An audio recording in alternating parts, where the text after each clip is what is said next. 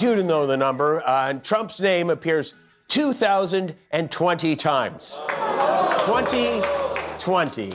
Wasn't that also the year they stole the election from him? That is an unlucky number. Anyway, long story short, Trump went to sue CBS, isn't that right? Yes, because of an interview on 60 Minutes where he didn't like the way he was edited or that Kamala Harris was edited. So even though the legal team thought he'd win, they still paid out the $16 million, and Stephen Colbert basically said it was a bribe. Which it was. Jimmy Kimmel's terrible. You know what suspended him? His talent. You know what else is really what? Take a look at this guy, his ratings. That's what got Jimmy Kimmel out. He was terrible. And didn't he lose? I saw a report where ABC lost millions of dollars with him. So that's what suspended Jimmy Kimmel. On this vote, the yeas are 222 and the nays are 200. The motion is adopted. And with that, MAGA Mike Johnson's power is fading away as Speaker of the House. What you saw right there was a vote that had the outcome of 231 to 195. Democrats and Republicans joining together to overturn two of Donald Trump's executive orders that MAGA Mike supported. The headline promises that Jimmy Kimmel and Rosie O'Donnell destroyed Trump together on live television. So let's investigate what actually happened, because the real story reveals something fascinating about how clickbait headlines work. Here's the truth up front. Jimmy Kimmel and Rosie O'Donnell have never appeared together on live television to attack Donald Trump. Not once. What actually exists are two completely separate feuds that have been running on parallel tracks for years, occasionally intersecting when one of them defends the other. The clickbait wants you to believe there was a joint takedown moment, but that moment simply doesn't exist. This was not a good night for the president. Everything he touched was a loser. Trump hasn't been this embarrassed since he found out there was a Donald Trump Jr. But don't worry. If you're tired of all the losing, fear not, he's got an excuse. In defiance of the Constitution. You know, he's selling things from the office. He's taking money and gifts from other countries. The Emoluments Clause. He's breaking every law and every rule that we have in our country, and no one seems to be able to. These executive orders prohibited collective bargaining within the federal government, and this was cheered on by labor unions, and MAGA Mike, James Comer, and Donald Trump were pissed off, and now Marjorie Taylor Greene has news for MAGA Mike, that she wants to deliver the death blow to MAGA Mike on her way out. And specifically, she's now trying to rally a group of 9 MAGA Republicans. What does exist is far more interesting. You have Rosie O'Donnell, whose feud with Trump started in December 2006 and has been raging for nearly 20 years. Then you have Jimmy Kimmel, who's been one of Trump's most relentless critics in late-night television for almost a decade. These are two separate wars, and understanding how they actually unfolded reveals the truth behind the manufactured headline. Hit that like button as we dive into the real history. The Rosie O'Donnell versus Donald Trump feud is one of the longest-running celebrity battles in modern American history. What a child he is. Everyone around him treats him like he's 3 years old. He is 3 years old. He needs a lot of attention, so they let him have a press conference every day. He needs immediate gratification. They give him a Diet Coke button. He gets constant praise for nothing. Oh, you did so good. You're so... Look how big you are. Your MRI is perfect. He takes nap time, often in the middle of a meeting. We have willful blindness in the country. We have people who are unwilling, unable to see him for who he is. And it might be too late to save the nation from him. It's hard for me to believe that this uneducated, racist buffoon is the president of the United States. And when I talked about him and his misogynistic ways with his Miss Teen Universe contestant, that will vote to oust MAGA Mike Johnson. So as discharge petition after discharge petition is now making its way to the House floor, like we just saw there with the bill to allow for collective bargaining within unions in the federal government, that came via discharge petition. The Epstein vote came via discharge petition. A potential discharge petition is coming around a vote to extend the Affordable Care Act subsidies. Marjorie Taylor Greene is saying, MAGA Mike.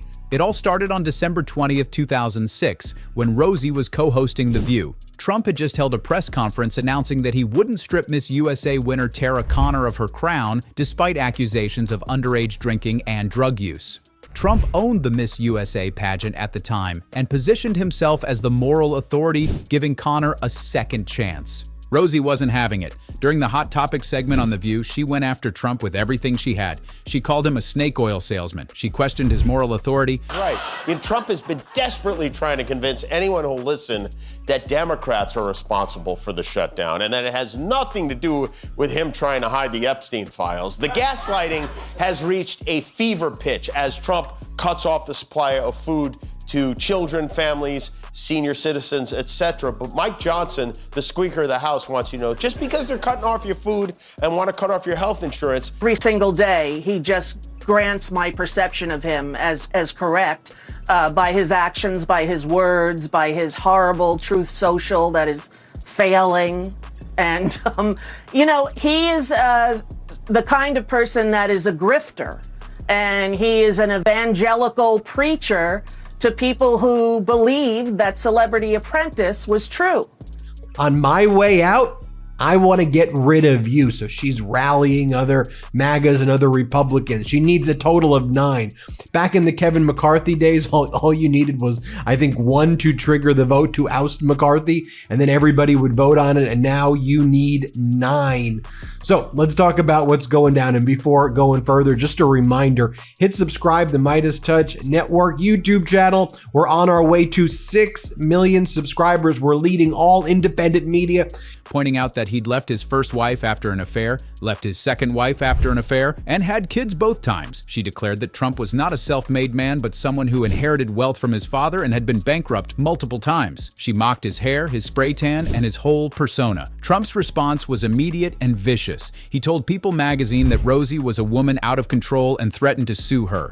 He called her a loser and said he looked forward to taking lots of money from his nice, fat little Rossie. The language he used was deliberately degrading, focusing on her weight and appearance. Interesting. How come we never heard from the hospital or the doctors? How come we never heard from anyone but his fake doctor, whose name he doesn't recall? I'm really flabbergasted at how much he gets away with. I really am. Don't let him get away with anything else, people. And come on, one of you young, hungry journalists, young, somebody in your 20s, just out of college, do a big piece on this. Make it a whole YouTube story. They order him McDonald's. He gets ice cream after dinner every night. He loves to use a Sharpie when he's not supposed to. He wants to hear the same 2 songs over and over and over again. And he wears diapers. He's 3 years old. If we could just get him to... And as you know, the Trump regime wants us shut down. They want to say bye-bye to the Midas Touch Network. So make sure you're subscribed. You may think you're subscribed, but you may not actually be subscribed. So just double check that you're subscribed. All right. Hat tip to our friends at MS Now for getting the scoop. They said Marjorie Taylor Greene wants her last act of defiance as she leaves Congress. As her life is being threatened by Donald Trump and MAGA Mike Johnson, she's approaching members to push forward a motion to vacate MAGA Mike Johnson as Speaker. From that point forward, the feud became a defining feature of both their public personas. In 2015, during the first Republican presidential debate, moderator Megyn Kelly asked Trump if he regretted calling women fat pigs, dogs, and slobs. Trump's instant response was only Rosie O'Donnell, which drew gasps from the crowd and made clear that their battle was still very much alive nearly a decade later. The feud escalated dramatically when Trump became president. Let's be honest, it was a terrible night last night. It was a terrible night for women, for children, for the hundreds of thousands of hardworking immigrants who make this country go, for healthcare, for our climate, for science. Are you watching this moron speak? Can he form a coherent sentence? He is the worst thing that ever happened. Period. And he's just babbling like an incoherent asshole. He's like Dr. Doom. He's the worst thing. Oh, you know what? He just lies, lies, lies. I am done with Donald Trump. Let's be done with Donald, okay? Done with Donald. She's going one by one, and it's going to be tough, but she thinks she may be able to get support. Should be noted that Elise Stefanik of New York, who Donald Trump pushed aside when she was nominated by him first to be the United Nations ambassador from the United States, and then she came back to the House of Representatives. She said that she believes that, I'll just quote, he, MAGA Mike, certainly wouldn't have the votes to be speaker if there was a roll call vote tomorrow. Rossie led protests against him outside the White House. She repeatedly called for his imprisonment on social media. Trump continued to attack her whenever he felt like it, using her as his punching bag to rile up his base. Comment below whether you think this feud will ever actually end. Then came 2025, when Rossie made the decision to leave America entirely. Shortly before Trump's second inauguration in January, she relocated to Ireland with her 12-year-old child. She began the process of getting Irish citizenship and made clear she wouldn't return to America until it was safe for all citizens to have equal rights. You guys dropped the ball on Trump so much for this country that you guys, the mass media, is to blame. To equate him and Hillary Clinton and act as though they were the same. To equate Hunter Biden and the billion-dollar criminal crime family Trumps is ridiculous. And you guys never did a Google search to say he was bankrupt 6 times. So when I said it on the... I mean, seriously, what is that supposed to mean? What would motivate him to post "and so it begins" at almost midnight? What would compel him to contact his social media guy, Dan Scavino, that late at night to say, Dan, I need you to post "and so it begins"? All caps, Mr. President. Yeah, all caps, you idiot, and put a ... in front of it. I believe that the majority of Republicans would vote for new leadership. It's that widespread. It seems that she's one of the people that Marjorie Taylor Greene is going to try to get MAGA Mike ousted. Who else? Nancy Mace of South Carolina told people that she's frustrated with Louisiana Republican MAGA Mike Johnson. She's sick of the way he's run the House, particularly the way that women are treated, and she's planning to huddle with Marjorie Taylor Greene to find a way to say bye-bye, MAGA Mike Johnson. Trump's response in July 2025 was to threaten revoking her United States citizenship, posting on Truth Social that Rosie O'Donnell was not in the best interests of the country and calling her a threat to humanity. Rossie fired back with an Instagram post featuring a photo of Trump with Jeffrey Epstein. She wrote that 18 years later, she still lived rent-free in his collapsing brain. The feud that started in 2006 over Miss USA had become an international incident nearly 2 decades later, with the President of the United States threatening to revoke the citizenship of a comedian who fled to Ireland to escape his administration. That's Rossie's war with Trump. So they think it was Trump's own videographer that accidentally kicked a safety mechanism, but Magatha Christie and his team of defective detectives, they do not believe it. They are on the case. This was not just a minor incident. This was a harrowing escape.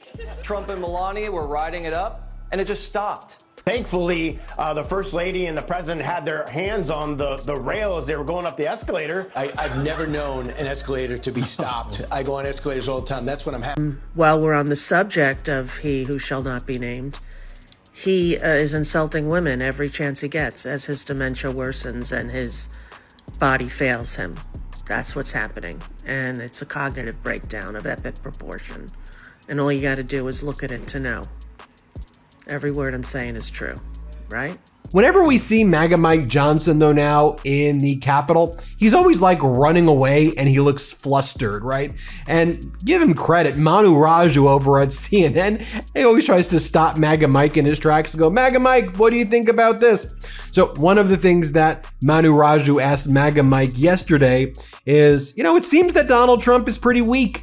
Look at just what happened in Indiana. The Republican senators there did not agree to Trump's gerrymander of the state. Now let's talk about Jimmy Kimmel's completely separate battle. Subscribe to see how these two stories intersect. Jimmy Kimmel has been a fixture of late-night television since 2003, but his feud with Trump really intensified when Trump entered politics. Kimmel has said publicly that one of the most fun parts of his job is knowing that Trump hates being made fun of and making fun of him anyway. Trump is his muse, the target he returns to night after night because he knows it gets under Trump's skin. The most famous Kimmel versus Trump moment happened at the 96th Academy Awards on March 10th, 2024. Tell you the truth, my daughter is now saying, damn him, damn Trump, and smashing her hand on the table. And I said, wow, honey, what are you thinking? And she said, he made us move in order for our own safety.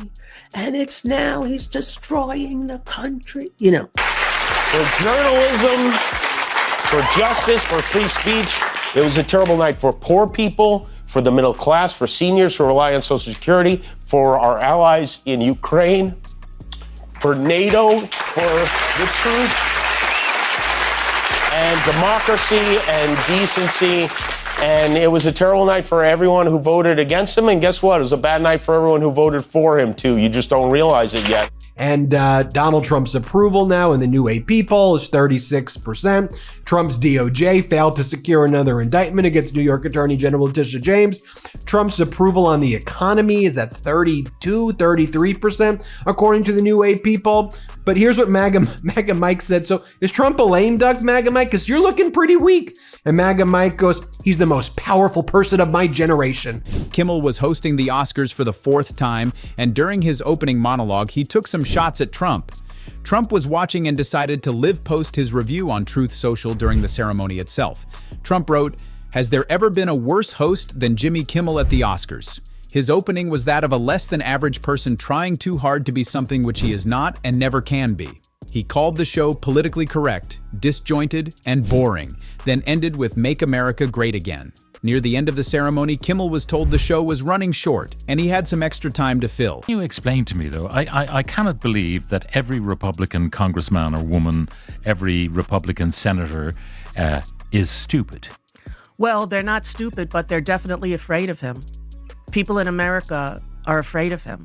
They're afraid to stand up to him, against him, because, and when I did on The View in 2006, you know, I remember Joy Behar saying, you're not going to say... Sign, right? I mean, if you're talking about the 10 Commandments, the governor said he's looking forward to a legal challenge. He believes this is a big win for him politically. Now, this is the kind of thing we have to deal with now in the Trump era. Everything is upside down. People are doing things just for attention. In fact, let's go over those 10 Commandments. Oh, MAGA Mike. Here, play this clip. Are you worried about Trump's grip on power after Indiana? Do you think it shows he's a lame duck? Not at all. We're not worried about... No, he is not a lame duck. He's the most powerful president of this generation and many others. We have a lot more work to do together. The outcome in Indiana is inconsequential to that. We are going to win the midterm. No, he didn't. No, he did not put in major pressure campaign for it. He let his opinion be known as he does on everything, all the time, all day long. We win some, we lose some. It is no indication whatsoever about what's going to happen next year in the midterm elections. We are excited about this. We have a great campaign to run. We go forward regardless of how each one of these states comes out. We're going to win on whatever maps are presented. So I'm very bullish.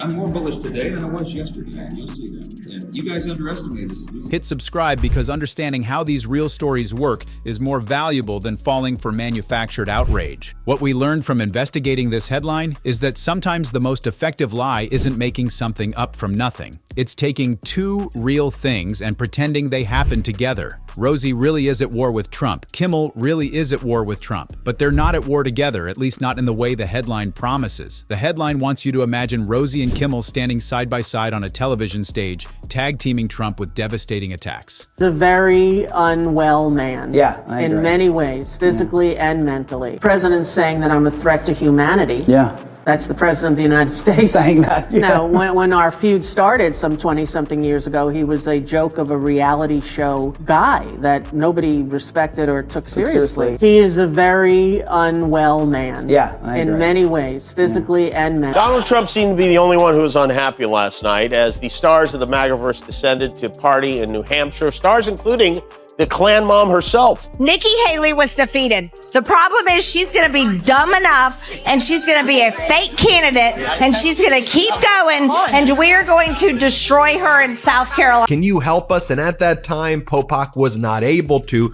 So he went out on his own. He started the Popok firm, where he is now handling catastrophic injury cases like car accident cases, trucking cases, malpractice cases, big negligence cases, wrongful death cases. So if you or someone you know have a case like this, the consultation with Popok's firm is free. Give him a call, see if you have a case. It's thepopokfirm.com. That's compelling, which is why the clickbait works. But what actually happened is two separate people fighting two separate battles over many years, occasionally supporting each other from a distance, but never joining forces for one big moment. In the age of manufactured outrage and clickbait headlines, the most important skill is separating what actually happened from what you're told happened. Rosie O'Donnell fled to Ireland after nearly 20